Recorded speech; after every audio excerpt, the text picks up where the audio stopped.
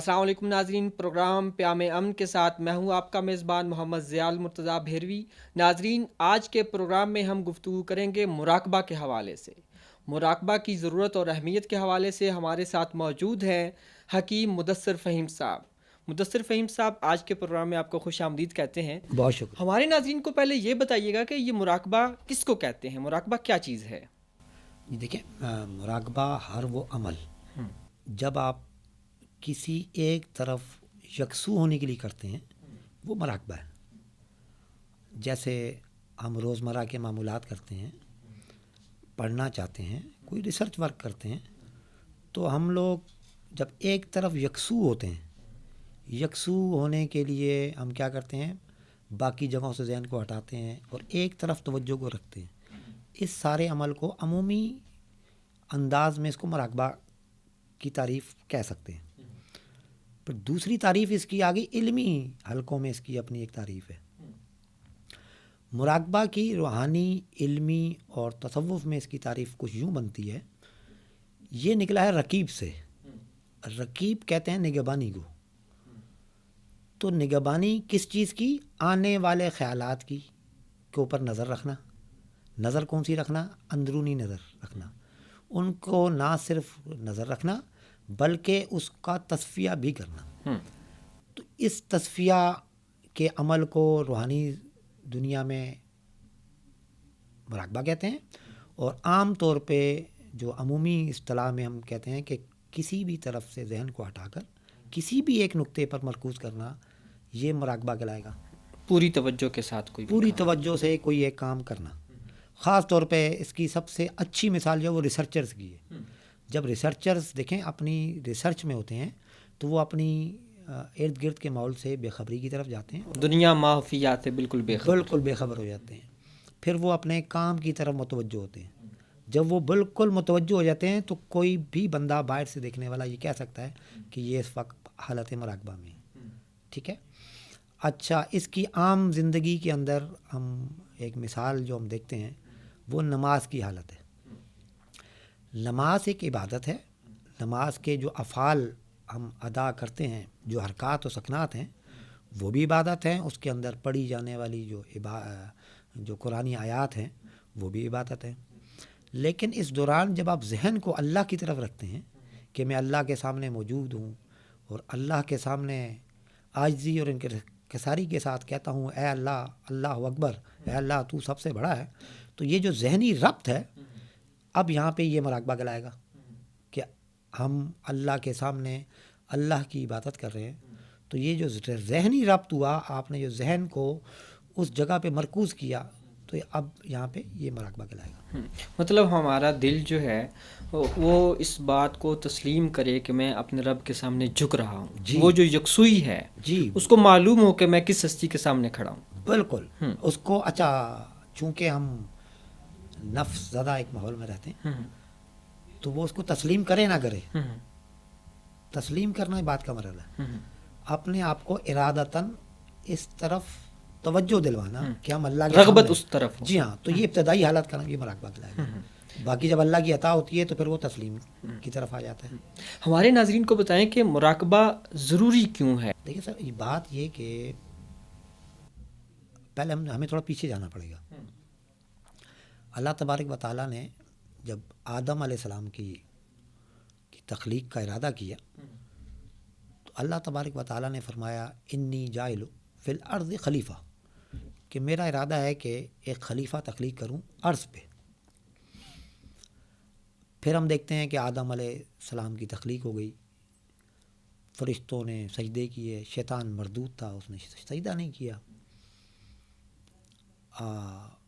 پھر ان کے رہنے کے لیے جنت بنائی اللہ نے اور ان کو کہا کہ یہاں پہ رہو آپ اور آپ کی زوج جب تک آپ چاہیں۔ پھر آدم علیہ السلام اس ماحول میں رہتے تھے۔ چونکہ شیطان کا، ابلیس کا اپنا ایک معاملہ تھا، اس نے جیسے تیسے کر کے آدم علیہ السلام سے وہ غلطی کروا دی شجر ممنوعہ والی۔ اس شجر ممنوعہ کی حکم عدولی کی وجہ سے آدم علیہ السلام کو حکم آ گیا ثم رددناہ اسفل سافلین۔ اچھا، اب آدم علیہ السلام آ گئے زمین پہ،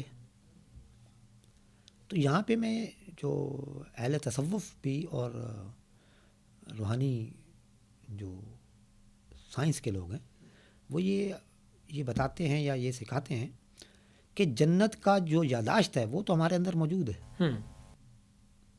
تو جنت اور اس دنیا کے درمیان میں ایک لائن آ گئی، اس یاداشت میں، اس شعور میں اور اس شعور کے درمیان میں.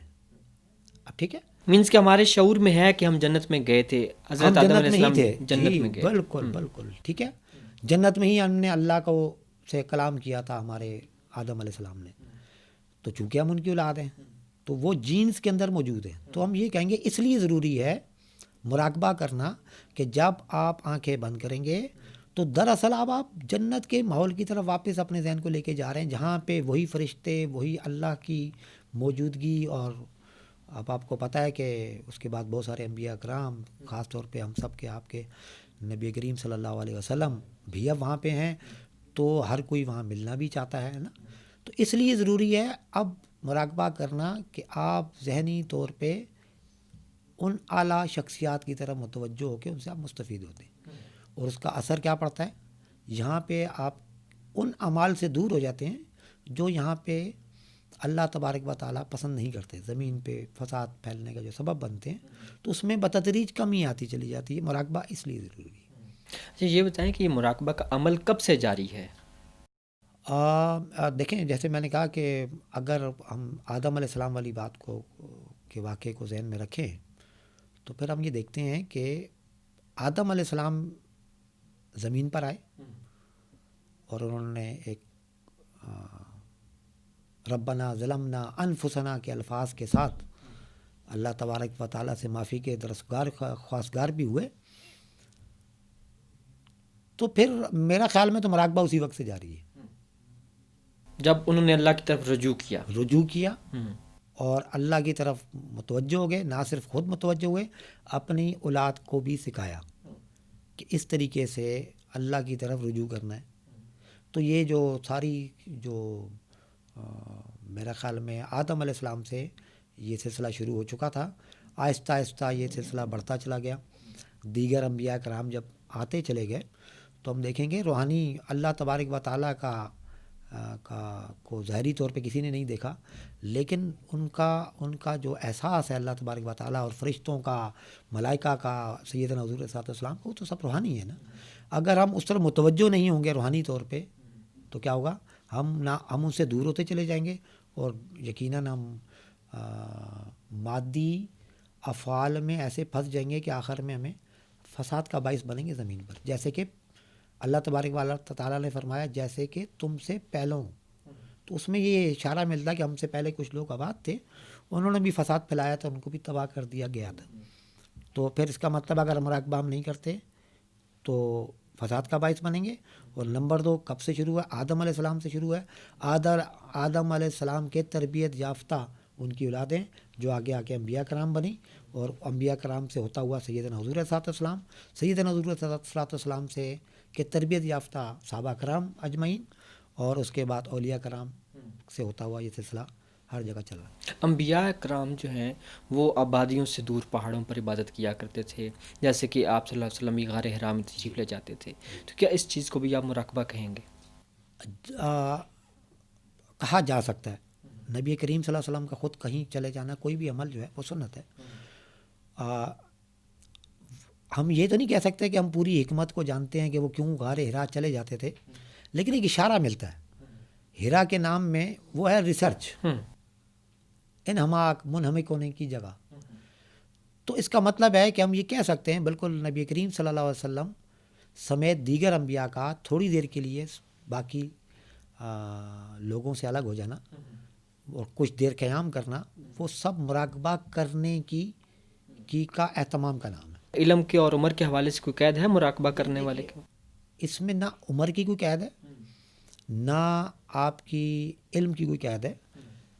لا علم آدمی بھی مراقبہ کر رہا ہے. میں کہنا یہ چاہ رہا تھا، بچہ بھی مراقبہ ہی کر رہا ہے. جب بھی وہ الف کو الف کہہ کے یاد رکھتا ہے، اس کی شکل بنا لیتا ہے، پھر وہ ایسا اس شکل کو لے کے چلتا ہے، ساری آخری سانس تک وہ چلتا ہے.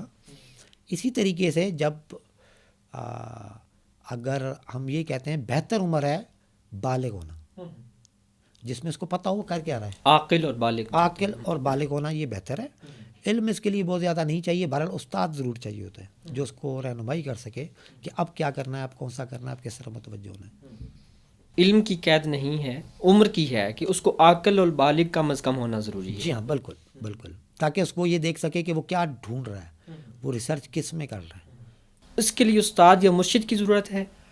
جی, اگر آپ سلوک کے سفر طے کرنا چاہتے ہیں اس کے لیے آپ کو مرشد چاہیے, روحانی مرشد چاہیے آپ کو. روحانی استاد کو مرشد کہتے ہیں. اگر آپ کو علاج معالجے کے لیے کرنا ہے تو آپ کو ایک ایسا ڈاکٹر فزیشین چاہیے جو اس چیز کا وہ معالج ہو, جو اس نے اس کو پڑھ رکھا ہو.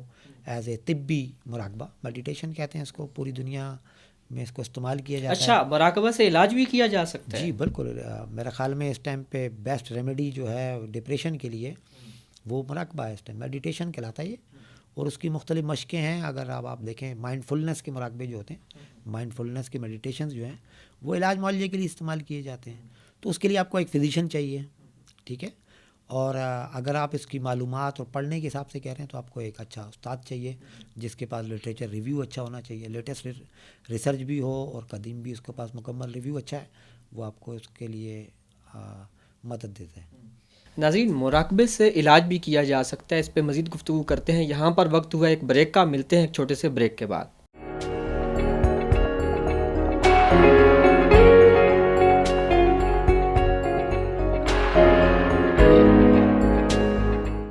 جی ناظرین, بریک کے بعد دوبارہ آپ کو خوش آمدید کہتے ہیں. فہیم صاحب سے ہم یہ پوچھیں گے کہ مراقبہ سے آپ بتا رہے تھے کہ علاج بھی ہو سکتا ہے, تو اس کو تھوڑا سا لے کر آگے چلیں کہ علاج کیسے ہوتا ہے مراقبہ سے. نہیں دیکھیں, جسمانی امراض کا جو منبع ہے نا وہ روحانی ہوتا ہے. ٹھیک ہے.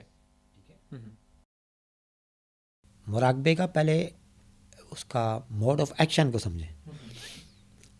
مراقبہ جب آپ معالجات کے لیے استعمال کریں گے تو وہ سب سے پہلا کام کیا کرے گا, آپ کی دماغ کی اور دل کی کوآرڈینیشن کو بہتر کر دے گا. اکثر گڑبڑ ہوتی یہی ہے کہ دل کچھ اور کرنا چاہ رہا ہے, دماغ کچھ اور کروا رہا ہے. اچھا, دماغ کہہ رہا ہے یہ کرو, دل سے ہو نہیں رہا لیکن وہ کرنا پڑ رہا ہے اس کو. تو ان کے درمیان کوآرڈینیشن کو بہتر کر دے گا. تو زیادہ بیماریاں آپ کو پتہ ہے ذہنی اور قلبی کشمکش سے آتی ہیں. ان سب کو تو یہ فوراً شروع کے 20 منٹ میں ہی فرق پڑ جاتا ہے. جیسے قوت ارادی کی کمی, یکسوئی نہ ہونا, پڑھنے میں دل نہ لگنا, گھبراہٹ, بلڈ پریشر, یہ 15 سے 20 منٹ کا مراقبہ آپ کو فائدہ دے دیتا ہے. ایک بے چینی سی جو ہوتی ہے اس کشمکش کے دوران وہ ختم ہو جائے گی. بالکل ختم ہو جائے گی. ٹھیک ہے. جی ہاں, اور دیکھیں جیسے ہم اس کے لیے بتاتے ہیں ابتدائی مراقبہ سب کے لیے جو ہر کوئی کر سکتا ہے, چاہے امراض کے لیے کریں, چاہے یکسوئی کے لیے کریں, چاہے روحانی ترقی کے لیے کریں, وہ ہے نیلی روشنی کا مراقبہ. اللہ کے انوار ہر وقت ہر جگہ برس رہے ہیں. ہم یہ عرض کرتے ہیں کہ وہ رنگ اللہ کے انوار کا جن کا رنگ نیلا ہے, آپ یہ محسوس کریں, ان کو دیکھیں کہ وہ آپ کے دماغ پہ برس رہے ہیں, آہستہ آہستہ سرائیت کرتے ہوئے آپ کے دل میں جذب ہو رہے ہیں. وہ آپ کے اندر ایک تلاطم جو پیدا ہوتا ہے اس کو نارمل کر دے گا, تناؤ ختم کر دے گا, قوت اعتماد, قوت ارادی یہ آپ کی بہتر ہو جائے گی. اب اس قوت نے آپ کی باڈی کو چیک کرنا ہے کہ ہاضمہ تو نہیں خراب ہو رہا, جس کو طبیعت کہتے ہیں. ٹھیک ہے, طبیعت کیا ہے, ایک نگاہ کا نام ہے جو چیک کر رہی ہوتی ہے, وہ دیکھ کے بتاتی ہے کہ یہاں درد ہو رہا ہے, یہاں سویلنگ ہو رہی ہے. آپ کا ذہن جب ادھر جاتا ہے تو آپ کو وہ فیل ہوتا ہے. تو وہ طبیعت جو ہے نا وہ مراقبہ کے ذریعے طاقتور بھی ہو جاتی ہے اور خود سمجھدار ہو جاتی ہے کہ اس کو میں نے کیسے ٹریٹ کرنا ہے. کہ جی السریشن ہو رہی ہے, اس کو نہ صرف خالی اطلاع نہیں بھیجے گا, وہ اس کو ہیل کرنے کے لیے متعلقہ انزائمز کو جو برین سے نیورونز نے نکلنا ہے ان کو اطلاع دے گا کہ بھائی یہ والے فوراً بھیجو. اس طریقے سے خاص قسم کی کیفیت طاری ہو جاتی ہے انسان. جی ہم کہہ سکتے ہیں کہ جب وہ کیفیت طاری ہوتی ہے تو باڈی کے اندر کیمیکلی بھی کچھ تبدیلیاں لا کے وہ باڈی کو بہتر کرتا ہے. جیسے آپ کو پتہ ہے امراض معدہ کے بہت زیادہ یہاں مسائل ہیں, بہت سارے مریض ملتے ہیں, گیسٹرک کے مسائل ہیں. تو اس کے لیے ہم بتاتے ہیں عموماً کہ آپ یہ محسوس کریں کہ آپ کا کے پیٹ کے اوپر ایک جار ہے شیشے کا, وہ پورا بھرا ہوا ہے زرد رنگ کی روشنیوں سے, اور وہ روشنیاں گھوم رہی ہیں آہستہ آہستہ آہستہ. ٹھیک ہے, بس آپ نے خالی اس کو دیکھنا ہے, آپ نے باقی کچھ نہیں کرنا. آنکھیں بند کر کے کھلی آنکھ سے جس طرح چاہیں اب آپ اس کو دیکھیں کہ وہ گھوم رہا ہے. جب وہ گھومنا شروع کرتا ہے تھوڑی دیر میں ہی امراض معدہ کا مریض فوری طور پر ریلیف محسوس کرتا ہے, کچھ اس کو سکون آتا ہے. اسی وقت سکون آئے اچھا گا. مدثر فہیم صاحب یہ بتائیں کہ مراقبہ اور عبادت دو مختلف عمل ہیں؟ جی بالکل, عبادت تو ایک بہت بڑی اللہ کی نعمت ہے, اور ایک میرے خیال میں اگر اس کو ڈیزائن کرنا پڑ جاتا ہے انسان سے تو ہو بھی نہ پاتا. تو اللہ کی عطا ہے. عبادت ایک مجموعے کا نام ہے جس میں آپ کے پورے دن کے اعمال و افعال, پھر ذہن کے اعمال و افعال, پھر آپ کا کلام قول, یہ سب اللہ کے لیے اور اللہ کی طرف سے جب آپ ادا کرتے ہیں ایک مخصوص شکل اختیار کر کے, مخصوص رخ اختیار کر کے, اور مخصوص ذہنی ماحول بنا کے, تو یہ سب مل کے کہلاتی ہے عبادت. لیکن اس میں جو مراقبہ ہے وہ ہے آپ کا عبادت کے اندر ذہن کو ارادتاً اس عبادت کی طرف متوجہ کرنا, ذہن کو عبادت میں ارادتاً اللہ کی طرف متوجہ کرنا, یہ مراقبہ کا اس میں رول ہے. لیکن مراقبہ عبادت نہیں, مراقبہ ایک الگ چیز ہے اور عبادت ایک الگ چیز ہے. عبادت وہی جو اللہ اور اللہ کے رسول نے متعین کر دی. اچھا یہ بتائیں کہ مراقبہ کرنے والے جو افراد ہیں ان کے حوالے سے کوئی خاص قسم کی پرہیز بھی ہوتی ہے کہ اس چیز سے دور رہیں اور یہ چیز جو ہے؟ جی بات پھر وہی آئے گی, آپ کس چیز کے لیے مراقبہ کرنے والے ہیں. تو ہم یہ کہتے ہیں کہ مراقبے کے لیے ہر وہ عمل جو آپ کو مادیت میں پھنساتا ہے, دنیا داری میں پھنساتا ہے, یا دنیاوی یہ جو کشمکش ہے اس کو بڑھاتا ہے, ہر اس عمل سے دور رہنا مناسب ہے. مطلب نفسانی خواہشات جو ہیں, جی ہاں, ان کو کنٹرول کرنا ضروری ہے. ٹھیک ہے, تاکہ آپ پورا مراقبے سے پورا مستفید ہو سکیں. لیکن اگر آپ ذرا ابتدا جب کریں گے پھر تو آپ نہیں کر سکیں گے نا. تو آپ ابتدا جیسے ہی مراقبے سے کریں گے وہ آپ کو ان پرہیز کے لیے تیار بھی کر دے گا آپ کو. ٹھیک ہے, وہ اتنی مینس کہ آپ کے اندر قوت ارادی آ جائے گی کہ آپ ان چیزوں سے تھوڑا دور خود بخود ہو جائیں گے, خود بخود دور ہونا شروع ہو جائیں گے. دیکھیں مراقبہ آپ کر ہی اسی لیے رہے ہیں, اندرونی دنیا سے متعارف ہونے کے لیے, اور اندر اللہ بستا ہے. اندر ایک چیز موجود ہے کہ ہم کبھی جنت میں تھے اور وہاں پہ جنت کے ماحول سے مستفید ہوتے تھے, اسی جنت کے ماحول میں اللہ سے ملے تھے. تو اب یہ ساری کیفیات اندر موجود ہیں. اب جب آپ نے اس اندر کی طرف متوجہ ہونا ہے تو باہر کی طرف اگر آپ کی توجہ رہے گی تو ظاہر سی بات ہے آپ اندر کی طرف توجہ کم دے سکیں گے نا. تو اس کے لیے بس پرہیز میں ہم یہ کہتے ہیں بیرونی دنیا میں سارے کام کریں, بہت زیادہ محو مت ہو جائیں, اس کو ہر وقت اس کا خیال مت طاری کریں. دیکھیں اولیاء اللہ نے, انبیاء کرام نے, صحابہ کرام نے اپنی زندگی بھرپور جی ہے, لیکن اس زندگی کا مقصد نہیں بنایا. کھانے کے وقت میں انہوں نے کھانا کھایا, ان قدسی حضرات نے باقی معاملات بھی بڑے اچھے طریقے سے کیے, روزگار کے معاملات بھی بڑے اچھے طریقے سے کیے. لیکن اگر ان کا مجموعی زندگی کا وقت نکال کے دیکھیں گے تو زیادہ وقت ان کا اللہ کی طرف متوجہ رہنے میں رہا. اس کے لیے انہوں نے عبادات کی یا ذہنی طور پہ جو بھی ان کے طریقہ کار تھے وہ انہوں نے اپنائے, اور یہ اس طریقے سے. آپ کیا سمجھتے ہیں کہ جو مراقبہ کرتے ہیں ان کو پھر صحبت بھی اپنی تبدیل کرنی پڑے گی, صحبت صالح میں جانا پڑے گا؟ بہت اچھا آپ کا نقطہ ہے, بالکل. دیکھیں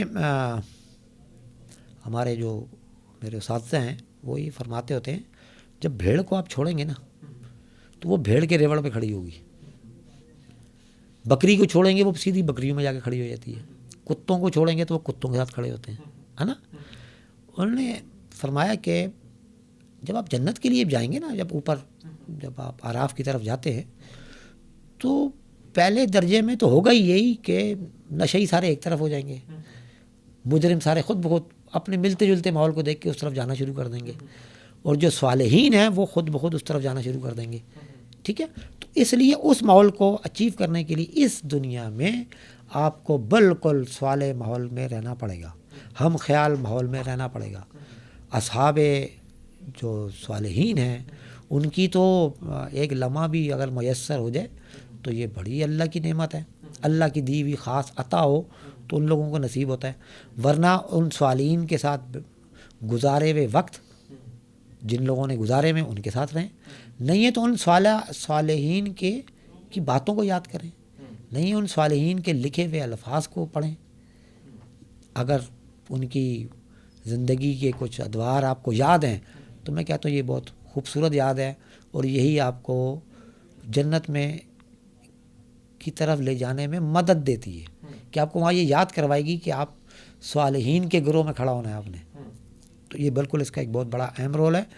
اور میں کہتا ہوں کہ جو سلاسل کے جو طریقے ہیں وہ سلاسل کا مقصد بھی یہی ہے کہ مخصوص شاگردوں کو مخصوص ماحول میں رکھ کے کم وقت میں زیادہ سے زیادہ مستفید کیا جائے. دسر فہم صاحب یہ بتائیں، آج کل کے یہ جو حالات ہیں، ہر طرف نفسا نفسی افراتفری ہے، تو ایک عام شخص جو ہے وہ جب مراقبہ شروع کرے گا تو وہ کس طرح اپنے آپ کو اس ماحول سے بچا کر وہ صحبت صالح کہاں سے ڈھونڈے گا؟ دیکھیں اور کچھ بھی نہیں ہے، سب سے بڑی شخصیت تو سب کو پتہ ہے، نبی کریم صلی اللہ علیہ وسلم. تو پھر اس کا مطلب یہ ہے کہ آپ سب سے زیادہ توجہ نبی کریم صلی اللہ علیہ وسلم کی حیات مبارکہ کی طرف دیں، ان کے حلیہ شریف کی طرف دیں. میں پچھلے دنوں کسی پروگرام میں تھا، میں نے وہاں عرض کی تھی، وہاں جو حاضرین تھے، ایک تو اس محفل میں بچے بہت زیادہ ہیں انفارچونیٹلی، تو میں نے ان سے یہ عرض کی تھی کہ یار بچوں کو نبی کریم صلی اللہ علیہ وسلم کا حلیہ مبارک کم سے کم یاد کرو. تو اس سے کیا ہوتا ہے کہ آپ کا ذہن صالحین کی جو آپ طلب ہے آپ کی بالکل اس طرف رکھے گا، آپ کو آپ کے اندر تصفیہ کرنا شروع کر دے گا.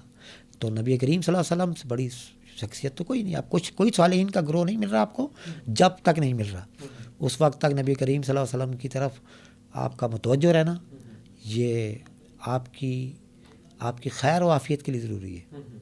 آپ صلی اللہ علیہ وسلم کی حیات مبارک کے اوپر غور کرنا، ایون ان کو پڑھنا، یہ آپ کی عافیت کے لیے ضروری ہے. پھر جب اللہ چاہے گا انعام کے طور پہ بالکل آپ کو گروہ صالحین سے ملوا دے گا. کیا مراقبہ کرنے کے ایک سے زیادہ طریقے ہیں؟ جی بالکل. ایک تو وہ طریقے ہیں جس سے سوشل میڈیا کی وجہ سے لوگ زیادہ جاننے لگ گئے، مخصوص انداز سے بیٹھنا. دیکھیں مراقبہ کسی انداز کا نام نہیں ہے، میڈیٹیشن ایک پارٹ ہے اس کا، ارتکاز جس کو کہتے ہیں، ارتکاز ایک پارٹ ہے اس طریقے سے بیٹھنے کے لیے. سمپل مراقبے کا میں نے آپ کو تعریف کر تو دی کہ آپ کا ایک طرف ذہن کو متوجہ رکھنا. اب وہ متوجہ کس طرف رکھنا ہے؟ علاج معالجے کے لیے ہے تو آپ کو آپ کے فزیشنز بتائیں گے، اگر اساتذہ آپ کو علمی طور پہ تو اساتذہ بتائیں گے، ورنہ روحانی استاد بتائیں گے اگر اس کے لیے. تو انداز بھی مختلف ہیں، مراقبے کی قسمیں بھی مختلف ہیں. میں نے جیسے ابھی بنیادی مراقبہ بتایا، نیلی روشنی کا مراقبہ، یہ ہر اس بندے کے لیے جس نے پہلے مراقبہ نہیں کیا ہوا، کیونکہ یہی اس کی بنیاد ہے، یہی آپ کو مدد دے گا. اگر کہیں جا کے فرض کریں ہم کہتے ہیں کہ علاج معالجے کی ضرورت پڑ گئی، ہم کہتے ہیں کہ جی سبز روشنی کا مراقبہ کریں یکسوئی کے لیے یا ڈپریشن کے لیے. یہ سبز روشنی کا مراقبہ کیا ہے؟ سبز رنگ کی روشنی کا مراقبہ ایک تو وہ ہے جو ہم کہتے ہیں کہ نبی کریم صلی اللہ علیہ وسلم کے گنبد خضرا سے سبز رنگ کی روشنی کا مراقبہ سے انوار برس رہے ہیں، پھر روشنیاں نکل کے آ رہی ہیں، ہمارے دماغ پہ برس رہی ہیں اور آہستہ آہستہ دل میں جذب کر رہی ہیں. تو وہاں پہ نیلے سے ہٹ کے سبز ہو جائے گا. اس کا کام ہے وہ لوگ جن کو وسواس آتے ہیں، وہ لوگ جن کو عجیب و غریب سوالات آتے ہیں، وہ لوگ جن کو لگتا ہے وہ دین بیداری کی طرف جا رہے ہیں، وہ لوگ جن کو لگتا ہے کہ وہ الحاد کی طرف نہ چلے جائیں، وہ لوگ جن کو لگتا ہے کہ ان کے دماغ میں کچھ ایسے خیالات آ رہے ہیں جو کسی شریف النفس آدمی کے دماغ میں نہیں آ رہے اور وہ کنٹرول میں نہیں ہو رہے، ان کو کنٹرول کرنے میں مدد دیتے ہیں. وہ لوگ جن کو لگتا ہے کہ ان کو روحانی ترقی چاہیے، وہ لوگ جو لوگ چاہتے ہیں کہ وہ اللہ کا قرب اختیار کریں، وہ لوگ جو چاہتے ہیں کہ ان کو نماز میں مزہ آئے، ان سب کے لیے یہ سبز روشنی کا مراقبہ بہت زیادہ مدد دیتا ہے اور شروع کے منٹوں میں مدد دیتا ہے. اسی وقت لگے گا. یہ آپ بالکل حضور صلی اللہ علیہ وسلم کے مزار اقدس کے پاس موجود ہیں اور وہاں سے اللہ کے انوار برس برس کے آ رہے ہیں، آپ کے اندر جذب ہو رہے ہیں اور آپ تھوڑی دیر کے لیے صحیح آپ روحانی محسوس کریں گے اپنے آپ. اچھا مدثر فہیم صاحب یہ بتائیں کہ ایک شخص نے مراقبہ شروع کر دیا ہے اور اس کی ایک روٹین بن گئی ہے، وہ مراقبہ کر رہا ہے، کافی عرصے سے کر رہا ہے، تو اس کے دل و دماغ پر اس کے کیا اثرات مرتب ہوتے ہیں کہ وہ نظر آتا ہے کہ ہاں یہ اس شخص میں کچھ ہے؟ جی دیکھیں، سب سے پہلے اس کا اللہ پہ یقین ڈیولپ ہونا شروع ہو جاتا ہے. وہ یہ جانتا ہے کہ صاحب میرا کارساز اللہ ہے. تو اس کا کیا ہوگا کہ اس کا دنیا سے جو طمع اور توقع ہے نا غیر ضروری، وہ کم ہونا شروع ہو جائے گی. اس کی حرص کم ہو جائے گی، اس کی پریشانی کم ہو جائے گی، مستقبل کا خوف کم ہو جائے گا فوراً. ٹھیک ہے. اچھا، دوسری چیز، اس کی صحت کے اندر بڑی ساری تبدیلیاں آئیں گی. اس کا چہرہ حشاش بشاش ہونے لگ جائے گا. اس کی بلڈ سرکولیشن نسبتاً بہتر لگے گی. اس کا نظام بہتر لگے گا. اس کی ذہنی بالیدگی آپ کو نظر آنے لگ جائے گی کہ بہت تیزی سے اس کے اندر ڈیولپمنٹ شروع ہوئی ہے. وہ اپنے ارد گرد سے پیار کرنے والا ہوتا ہے. وہ ایک پودے سے بھی محبت کرتا ہے کہ جو اس کے ارد گرد ہے.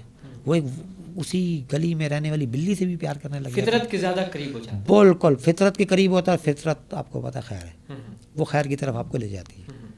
آپ کے کہنے کا مقصد یہ ہے کہ مراقبہ کرنے والا شخص جو ہے وہ دوسروں سے مختلف ہوتا ہے اپنے افعال اور اعمال کی وجہ سے. بالکل. اور اس کا سب سے بڑا یہ ہے کہ وہ گھر والوں کے لیے ایک بہت اچھا گھر کا فرد ہوتا ہے.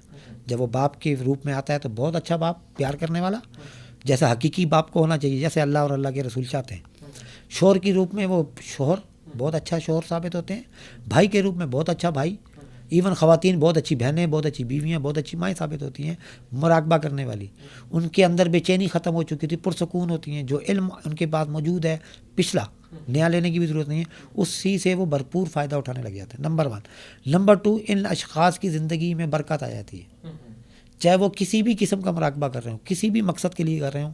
آپ یہ نوٹ فرمائیے گا، جتنے لوگ ہیں ان کی زندگی میں برکت ہوتی ہے. ان کے کام کم ٹائم میں زیادہ کام ہونے لگ جاتے ہیں. ٹھیک ہے. صحت میں نے آپ کو سارے بتا دیا کہ جتنے انزائم ہیں بالکل اپنے کنٹرول میں آ جاتے ہیں. جتنے کیمیکل اتار چڑھا ہوا ہے کچھ دنوں میں ہی وہ کنٹرول میں آنے لگ جاتا ہے. وہ بندہ زیادہ صحت مند ہوتا ہے. ٹھیک ہے، یہ اس کا ہے. بہت شکریہ حکیم مدثر فہیم صاحب، آپ تشریف لائے اور اتنی اچھی گفتگو کی. ناظرین، حکیم مدثر فہیم صاحب نے مراقبہ کے حوالے سے جو تفصیلی گفتگو کی ہے اس میں ایک چیز جو ہے وہ ہمیں نظر آئی ہے، کھل کے سامنے آئی ہے. وہ یہ ہے کہ انسان کی جو خلوت ہے وہ مراقبے کی وجہ سے پاک رہ سکتا ہے. یہاں پر پروگرام کا وقت ختم ہوا ہے. آپ سے اجازت چاہتے ہیں. اللہ حافظ.